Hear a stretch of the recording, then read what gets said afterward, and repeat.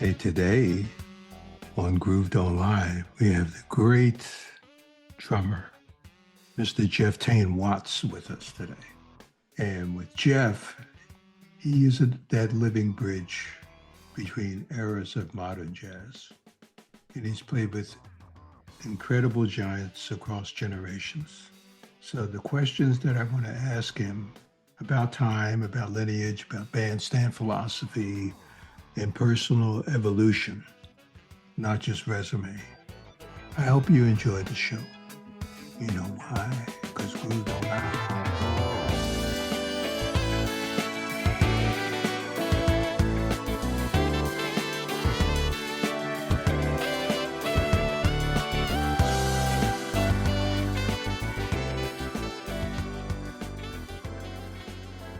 This man is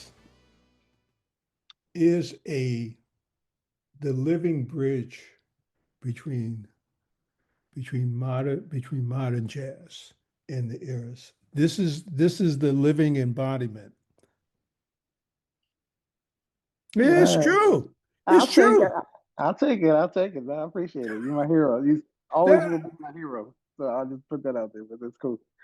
Yes. Hey man, hey, we need to pass this on, man. You know, player to a player. And I just want to have, I want to ask you some questions, just I'm sorry we're not sitting around a table drinking some tea or some coffee or something like that, but your legacy and you still riding. I'm still trying, that's for Yeah, sure. you still trying, you still riding, baby. Still riding. It's ongoing and stuff. But those who may not know, you need to know, and those who know, just soak it in because this is from you are a grandmaster. Thank you. You are all that. So I got some questions for you. And man, just speak your truth. All right, I'll be very honest and Speak your sincere. truth. Okay. Okay, so first question. Okay, you're known for your very distinct sense of timing. It's elastic, but it's grounded. How did you develop that feel, and who shaped that uh, early on? Wow. I guess it's a combination of what I thought was going on in Africa, just as far as feeling a heartbeat and feeling a pulse, and then being able to navigate like between the beats, having choices on how you cut it up in between, or how you feel pulse between large beats, and then a certain amount of it I got from I guess from classic fusion, like checking out your work and checking out stuff with the Mahavishnu Orchestra, and just messing around with odd time signatures, a certain amount from classical music. But I think where I've arrived at is kind of a combination of linear groupings and ideas that come from fusion, but also from Indian music and probably Eastern Europe and probably Eastern and Northern Africa and whatever, just like groupings, linear things, and then things that result from what you're talking about, like kind of stretching the beat. And a lot of that I get from African music and of course from like somebody like Elvin Jones. He kind of exploited that space. So I think a lot of what I play, I kind of try to mix those disciplines to um but I'm trying to mix them to get to something that's more emotional than nerdy. It's to achieve like an emotional effect. Something that's this is all for me. This is all groove. Yeah, definitely. If your heart ain't grooving, I hope you'll find out soon. You know what I'm saying? Yeah, yeah, that's everything. That's So, everything. so in that response, just to say you are like a scholar of these groove vocabularies, and you need to, the desire to learn the languages, because it's all about we are communicating. We're in the communications business. Mhm. And the more vocabulary that you have, it's just going to be better. Definitely. And no, no, go ahead, man. Go ahead, man. No, I was just gonna say, like, a lot of the preparation and the study, and everybody does research and trial and error and everything is so that we're just trying to make ourselves like comfortable, just comfortable. It's just like a lot of preparation so that when you're in the moment, you can be free and be expressive, and so many things I try to do there is it's also kind of an extension of the human situation. So you just try to have yourself open so that you can bounce ideas and communicate and be clearly understood by different people from different cultures, and that you're flexible enough to reach out to everybody and essentially to groove with everybody. Yeah. To me, that's I would say to that, it's like you are actively connected with the groove ancestors from from these different vocabularies of these different grooves on the planet. Mm. So Yeah. you in channel mode when you sit down. Yeah, I think that's the best. That's one of the best things you can do is just try to be connected to. There's a lot of energy just from people here and just from the past and just out here in the universe. And that's just something special that we're privileged to be able to try to tap into. Just It be really, is yeah. it is indeed a privilege. It is indeed a privilege. So off that first question, I want to ask you, like, when you're when you're about to do a rehearsal or a session, and whether you know the artist or not, what aspects of the people that are around you, who it you could probably say it depends on the situation, but who might you be listening to or need to dial into first before,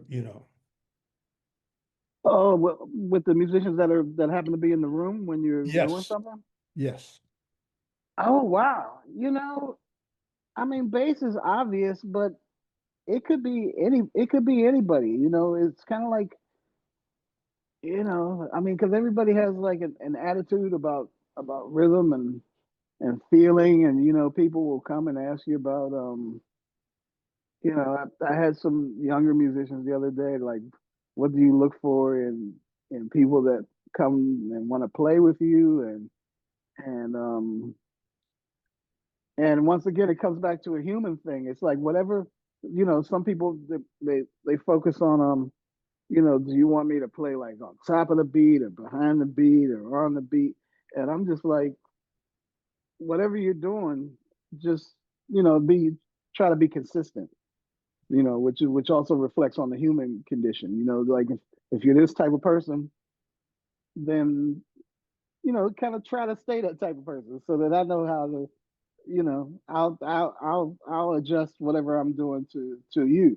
Once I know that you're going to be in a certain place, all the time. And then I also think that like even when musicians are really locked, I feel like on a lot of the records that we love, that that it's rare that everybody is completely lined up with each other. But I feel like everybody kind of moves in relation to each other. Like one person might be quote unquote on top of the beat, and one person might be behind the beat, but they're still dancing together. As a I think that's what makes it interesting, that air in the time. But just for your question, I'm just listening, because the more I play and the more I learn, I feel like it benefits me to not have too much preconception, or like nothing is etched in stone. And you know I've been wrong, so what is wrong anyway, but I've been wrong so many times, so it's like I don't have like a checklist, like I'm gonna automatically go here and go there, because on a given day it's gonna change. What do you think though? I think what you're saying is very true, and it's about being open to the conversation. Yeah. Who's talking? What is their pulse? What is their rhythm? Where's that at? Okay, I need to fit there. I need to fit there. Mm-hmm. And as you said, it's all moving, but that's the magic. And whether it's recorded or if you're playing live, and particularly with playing live, it's the conversation that's happening between the musicians. And it's this is a OG speaking. Space is your friend. Yeah. It's that little air between the notes. When you're talking to people, you don't talk like this. Mm-hmm. Mm-hmm. And Yeah. when it's flowing like that, and particularly in a live situation, the audience is just sitting back and saying, "Look at this conversation. Listen to this conversation." Mm-hmm. And they Yeah, I walk like the. out, and they walk out of there. It's like, "Oh man, how was it?"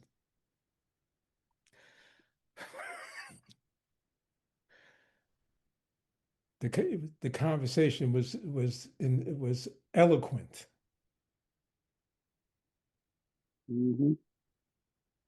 Yeah, space is good, and just when you can, not having so many rules, but just really just trying to make sense with each other, and especially from the rhythm section, trying to help each other. Whatever you can do to help the song. Especially if it's like some original music. It's like a baby or something like that. It's like you want the song to have like a good life. So you're really trying to find the right thing for it. And space is important, and you're trying to, you know, not overdo it, But and also, especially from the drums, there's a you can play the framework.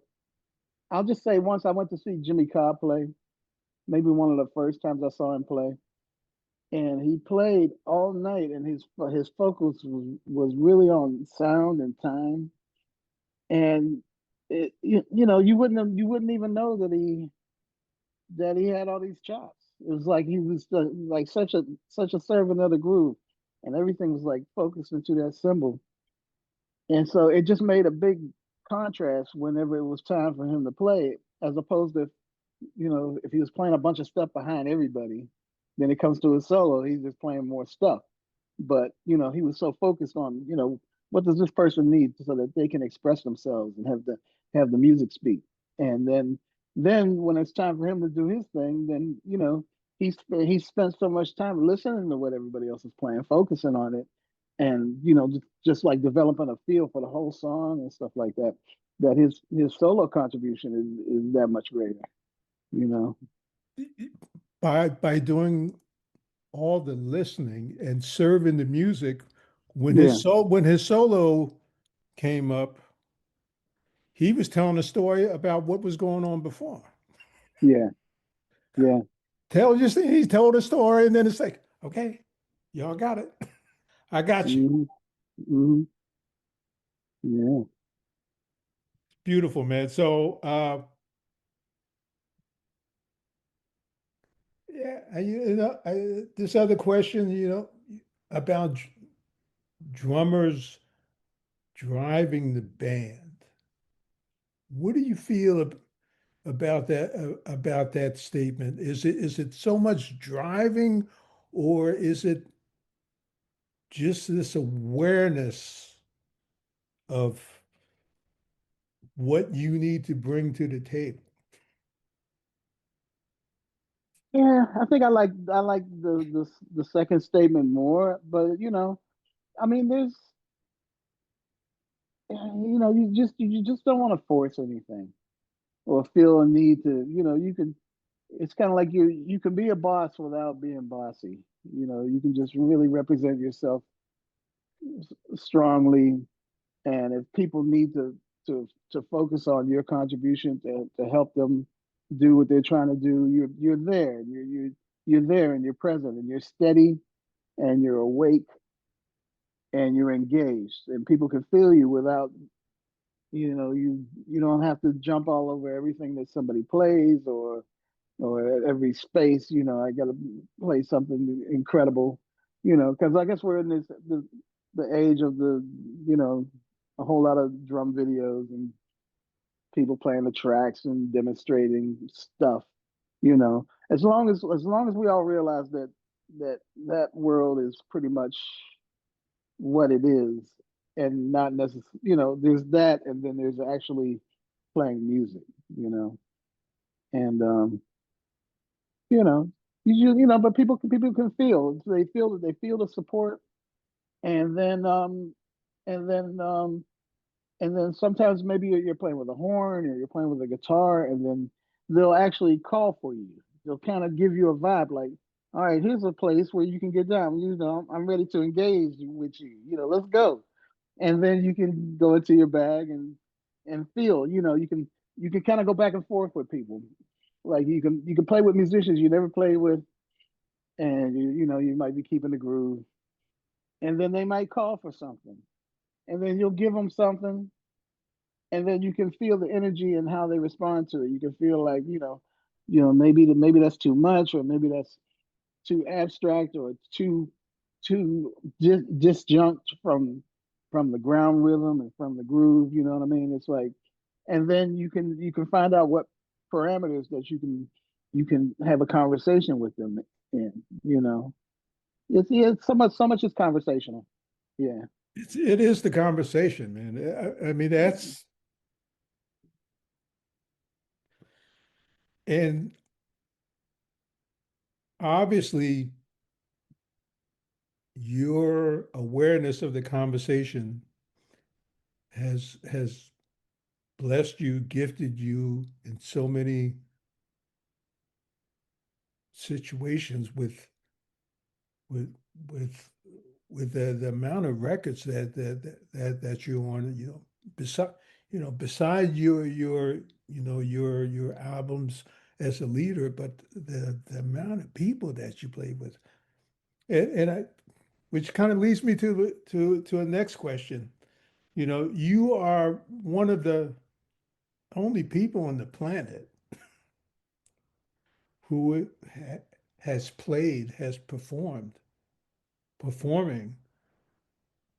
with the Marsalis family. True. I'm just going to put it, you can That's say the okay. names, Yeah. but it's the family. Yeah. So playing with the Marsalis family, and then playing with McCoy, Mm. different worlds. Completely different worlds. Yeah. What did you, or can you think of what you got out of, using those two examples? Teach you about, say, and I'll frame it this way, but of course, frame it in your way, like power versus precision. Oh wow. Yeah, okay. I guess if we talk about the Marsalises, then there's common ground. Like I mean, I've definitely worked with all of them, including Alice Marsalis. But yeah, Wynton's thing was coming from a it felt like at the time when I was with him.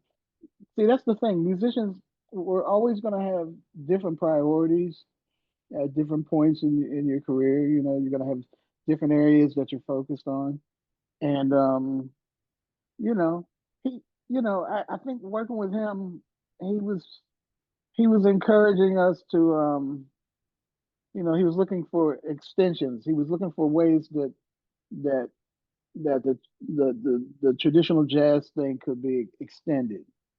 So we were looking at Coltrane's music and looking at Thelonious Monk's music and looking at Miles Davis's music and myself, I was also looking at like Mingus's music and different people's music and just trying to find ways of of extending their work or putting something personal on that. But I'm gonna say something I've said about Wynton and Branford, like their processes are kind of different. So it's kind of like if Wynton is gonna learn, all right, tonight we're gonna play. I want to play something on a standard. I want to play "Embraceable You." Hmm. So he's gonna go.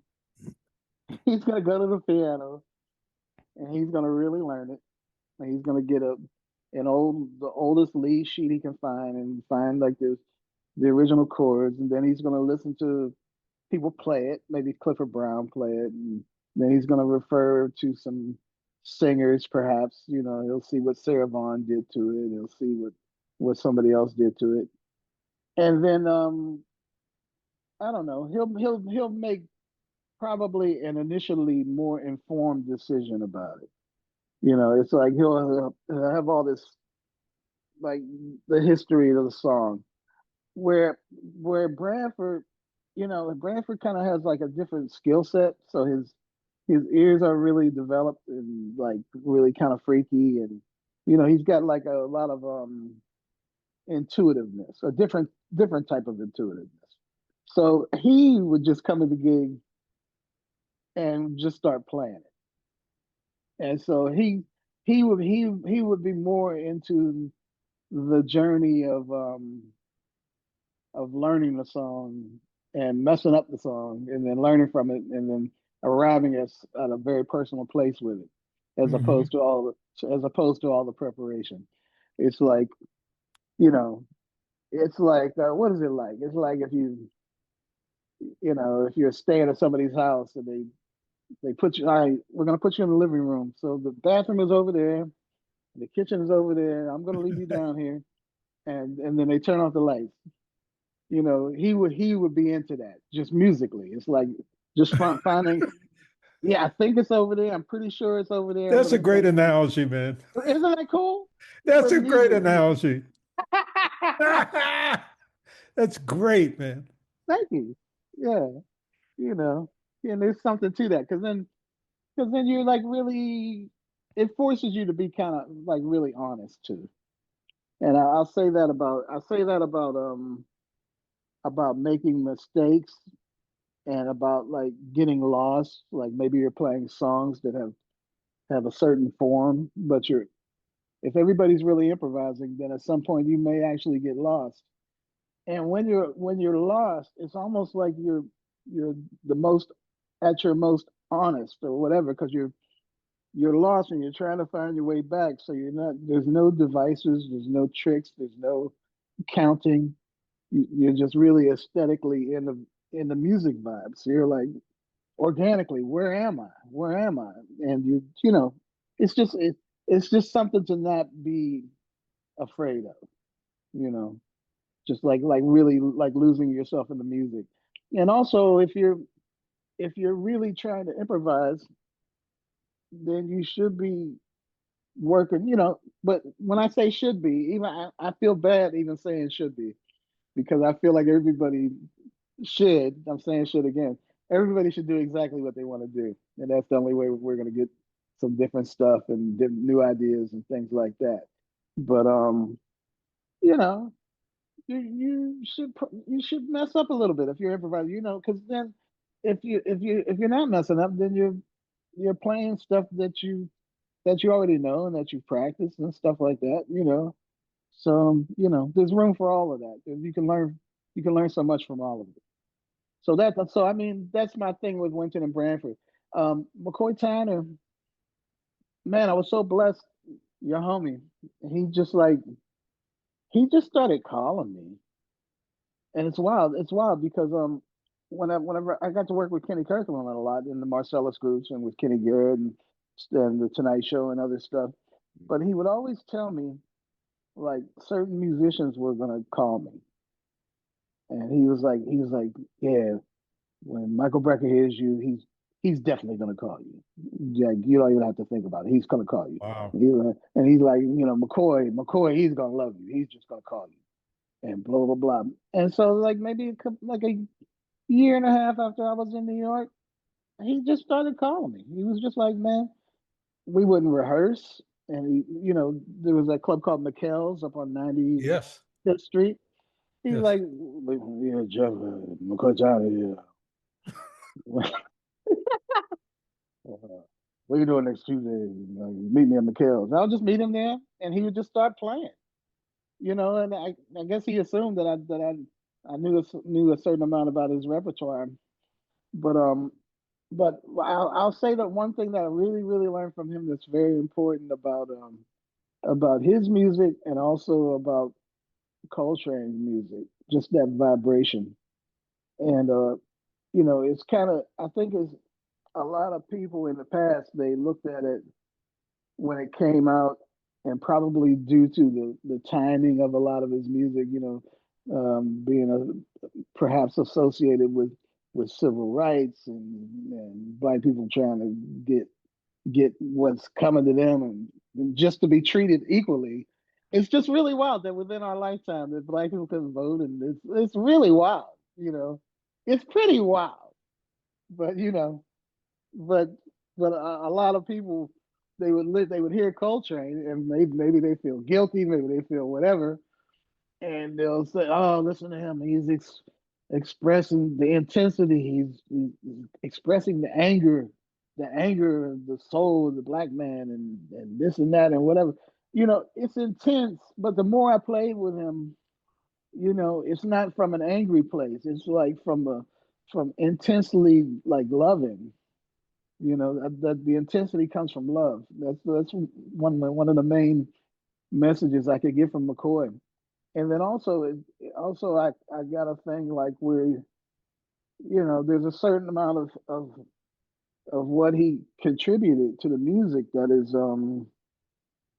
you know it's perhaps abstract in relation to Bud Powell or certain people that came before him. Maybe you could look at it as being abstract, but I just feel like at the core of everything he plays is something that's just really is, you know, he's like a soul dude, like a really great blues pianist or even R&B pianist that's advanced in a way, but what he wants is the earth, like the earthiest thing you can find. You know, if it's just a half note, it's cool. It doesn't have to be like stuff blown up all over the place or whatever. You know, it's like if you're doing that, then you know he, because he always reinforced the ground, and you would play with him, and he's always like stomping on the floor, and you can feel him through the floor.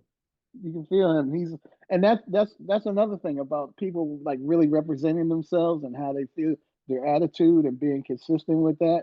You know, he's letting you know, like, you know, whatever you're doing, I feel it here, and I definitely feel it right here.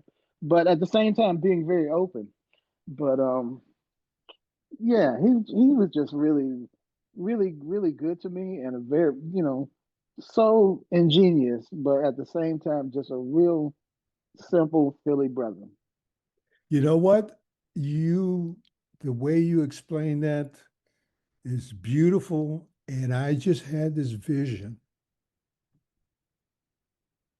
I don't know if it could, if there's any video of it. But as you said with McCoy stomping his foot, and then how Elvin always let you know where the motherfucking one. That's right. That's right. That's one for real. I would love to see if there was ever any kind of video, just seeing their feet Yeah, as they're playing something. It's like, bam. It's like, there it is, there it is. yeah. That would be something. That would be like a little project. Somebody could do it too. That would be something to be able to see that. That would be a beautiful project. This, to see these masters foot stomping, Foot stomping, dancing. Yeah, dancing, dancing, yeah, yeah. coming from the coming from the earth, or even this roots to the fruits, Mm-hmm. coming Mm-hmm. from the roots. It's true. It's true. We need it. We need that. We need it. Maybe some whoever see some AI person or whatever, if they hear this, it's like, please do that. Yeah, somebody do that. Yeah, that would be really something. That's actually kind of very hip, actually. Yeah.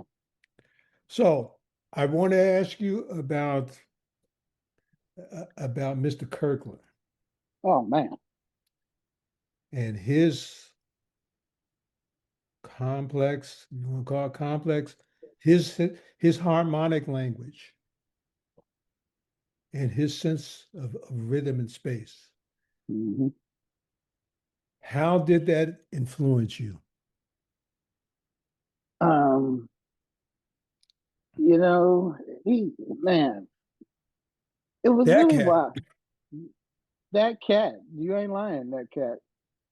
It's like what he brought to the music, it's like it gets magnified like every year or something like that. It's like we really had this dude that was that hip walking around here.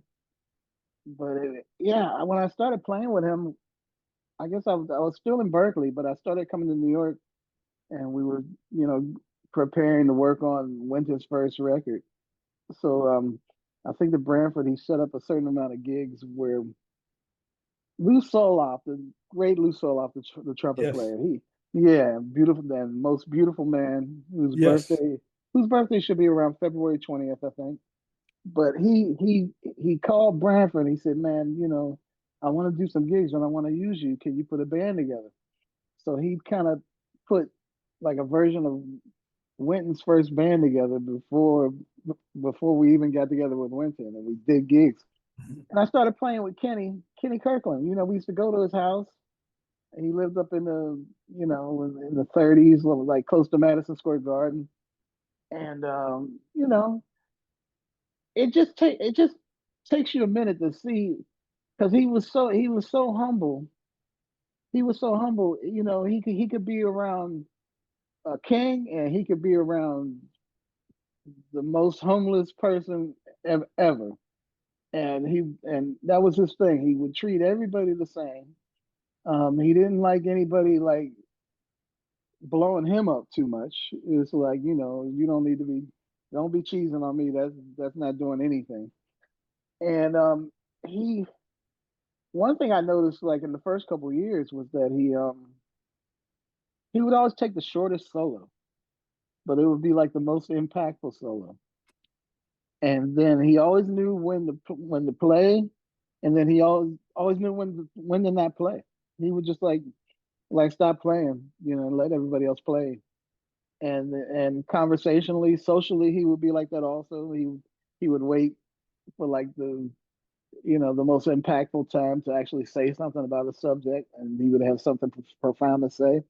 But I started playing with him, and you know, I tell people by that time I had worked with a couple of people that were really good. I'd done a certain amount of stuff with Gerry Allen, and I worked with some other great pianists like David Kukoski. He was in Berkeley with me, and Mm-hmm. some other guys that could play. So I was like, yeah, this guy.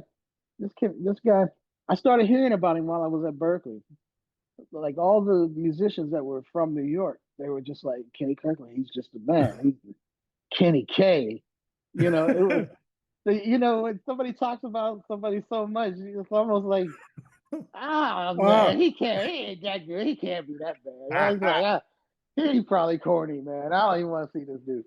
And whatever. But then I was around him, but he didn't carry any of that stuff. Like people were blowing him up, and he was just like, "You want to get some food? What's happening?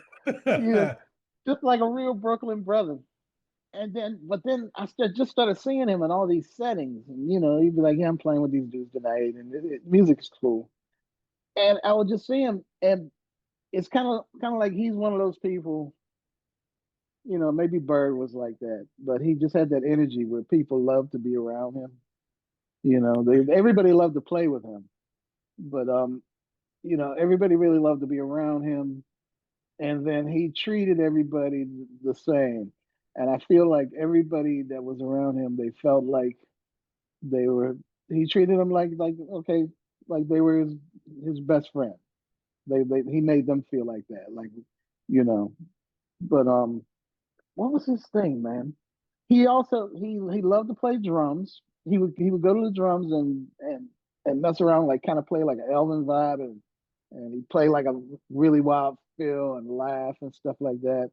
He enjoyed people. He would sit down and play some pocket, like some '80s kind of New York pocket, And when we were in Los Angeles, he started to play. He called LP, and they sent him some conga drums. So I had the house next to him, and he would just sit there for hours just playing some one call. He would just sit there and play it. He was satisfied to just sit there and play that. You know, but what was the Wow. thing? Yeah, but that's the thing. He was like McCoy in that respect. It's like he had access to all this information, like just as far as the harmony. Um, he really knew jazz harmony, but also he really really knew classical harmony. So he was also he went to the Manhattan School of Music, but he was a theory major. So all the students that went there, they told me that he would, you know, they would try to get him to do the counterpoint homework for them and stuff like that, you know. But what was the other thing though? He, just really common sense things.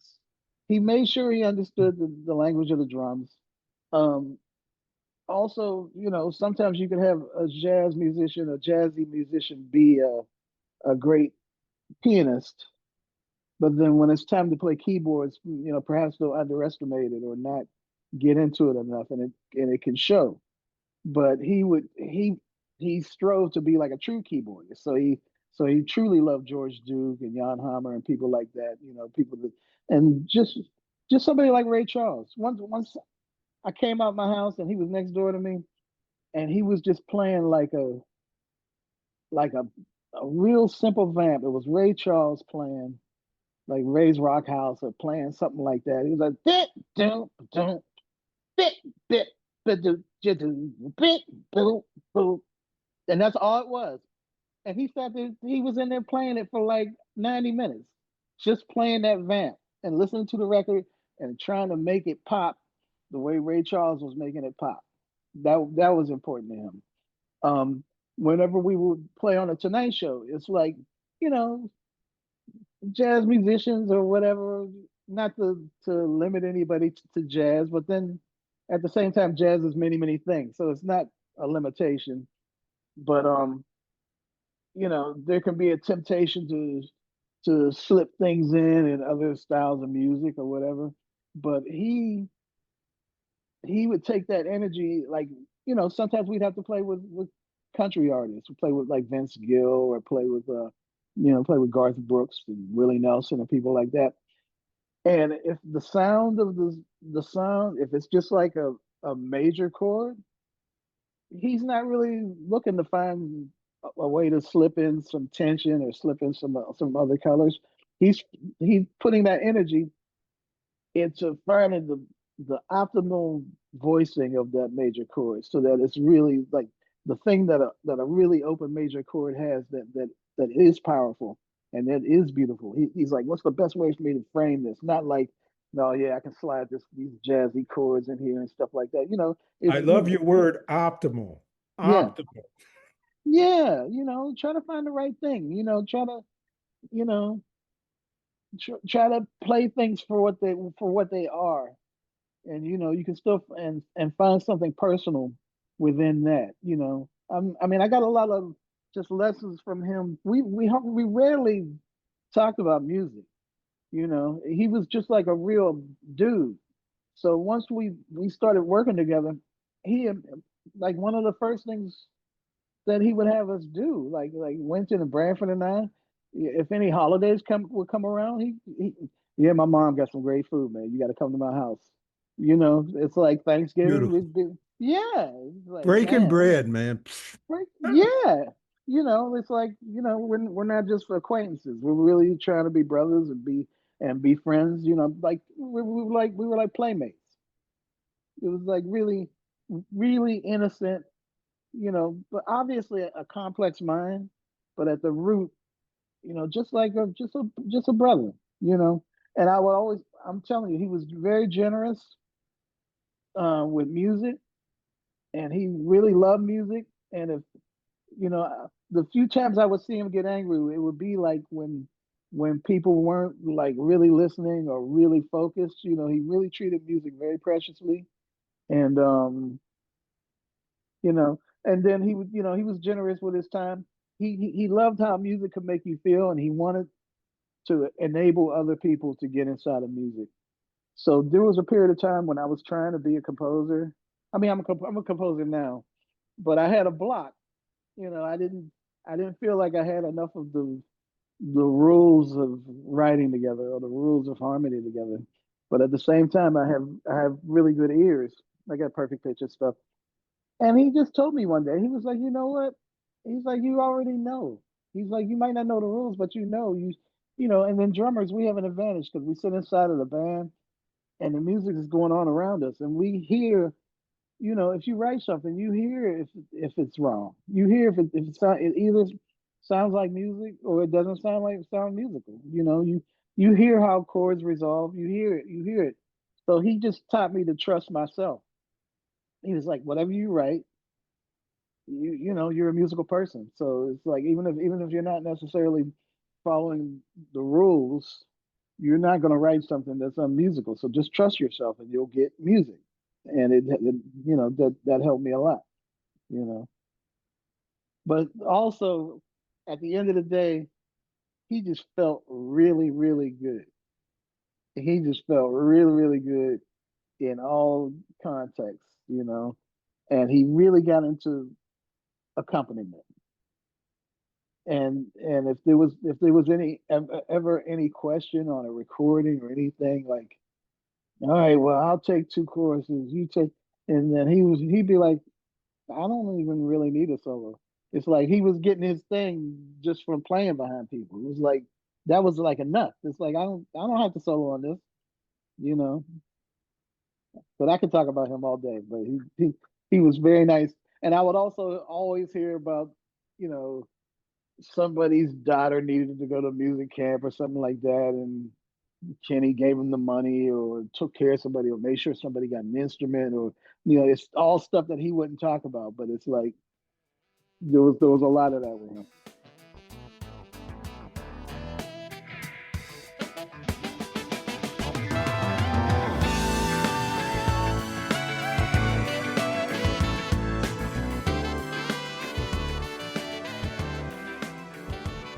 thank Jeff Watts